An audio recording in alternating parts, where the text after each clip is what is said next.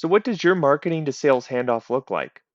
When our customers asked for SLAs, we did our homework on what features would bring the most value, and here's what we came up with.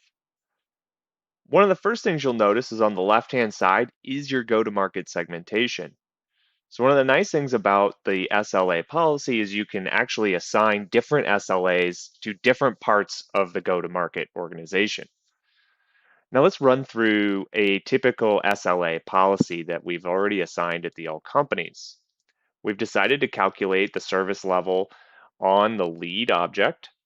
We've set an SLA timer start to be the last routed status, which would have been the created date. So when was the lead routed? And the end time, which would be the current time. And this will be triggered whenever, let's say, a stage changes from open to working or the first email goes out. Now, what's interesting is we took it a step further than the typical formula fields that you would build out in Salesforce, and we wanted to consider the working hours, the holidays, and the lead owner's vacation schedule. So we look at key things in Salesforce to know, well, this person's working Pacific time and only calculate the SLA elapsed time based on when they're actually working.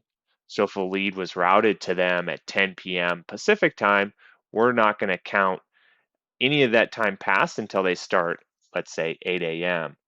Now we've set our thresholds for marketing SLA. This is, we want to see the SDR to respond to a lead in less than 60 minutes. Anything more than that would be considered over the threshold. And then we would take an action. In this case, we've said when it fails, so when it's over 60 minutes, we're going to check this custom checkbox to be true. And we've actually triggered a flow that will go ahead and reroute the lead at the end of that SLA. But you can do many things like send an email, escalate, so on and so forth. This isn't just available on the lead object, but can also be available on the account object, the case object, contacts, and any of the other standard ones. And that's SLA.